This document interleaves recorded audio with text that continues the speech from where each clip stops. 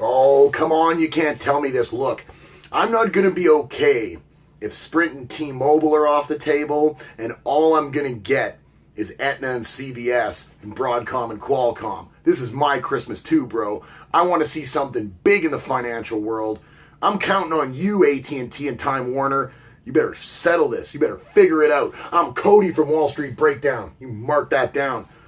We're going to talk about this. John Stevens from AT&T said today at an investor conference they wanted to get this done. They wanted to get this deal closed by the end of the year.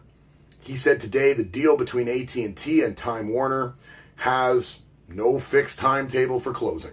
The U.S. Department of Justice is still conducting an antitrust investigation to try to see if this merger is something that can go through. Again, this is $85 billion. Time Warner's taken a beating on this news that the deal might not go through. It's trading well below what the valuation price on the table for the actual deal is right now, as people, I think, are starting to really get a little shaky in the knees. This has been going on for a long time. We've been hearing about this for a long time. This was the original merger from the summer. This was before we heard all this other noise.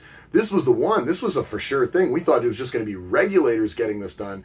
Now it sounds like it's really, it's hinging on a lot of stuff. There must be some issues at the actual negotiation table as well. Because for John Stevens to come out and just say that they aren't sure anymore, I think that adds a lot of trepidation to a lot of shareholders. They really want to see this get done if the regulators want to pass it, because this is going to be a huge move for AT&T. To bring Time Warner into the fold is going to add so much value, so much content to what AT&T does. It is going to make them more of a superpower than they already are. I mean, AT&T is already the number one telecom company in the United States.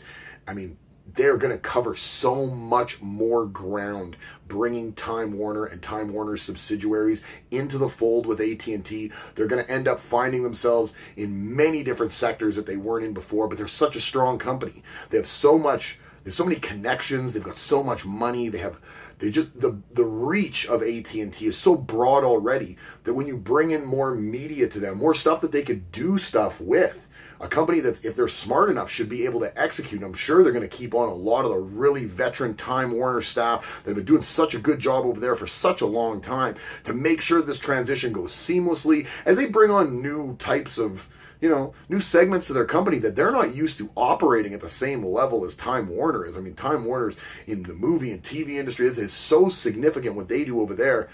But to bring this in and to not be able to get this done, it's on the table. People want to see this done. $85 billion. It could put AT&T over the top and really make them a company that's so formidable around the world that there almost would be next to no competition for them. And that's probably in a lot of where the problem lies, is that I would imagine Time Warner, they see their valuation as maybe not being good enough.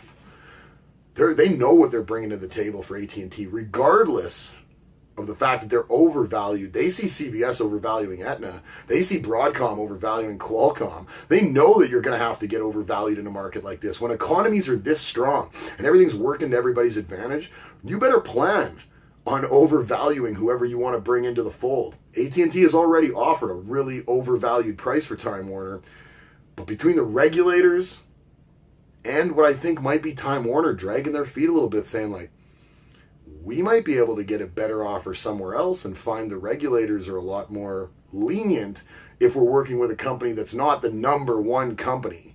That's the big deal. You look at Broadcom, Qualcomm, it's going to be the biggest semiconductor merger, acquisition, whatever you want to call it, in the history of the financial world. It's going to be the biggest one. So if that goes through, it's going to be so significant. You understand why regulators end up having to do so much due diligence on this. This Time Warner and AT&T deal, I think it needs to get done. If anything, just for me, just because I want to keep reporting on it. I love talking about this, and I really want to see all the chips fall and what AT&T can do with bringing all this new stuff in. The $85 billion price tag does not seem steep to me at all. It seems like the right way that you go out and acquire what it is you want. You overpay for things you want. That's the way life works.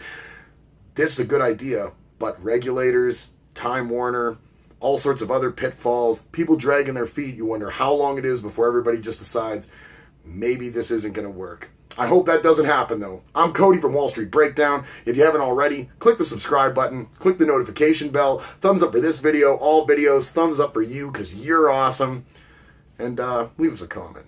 We love hearing from you. We want to know what you think. Have yourself a marvelous Wednesday.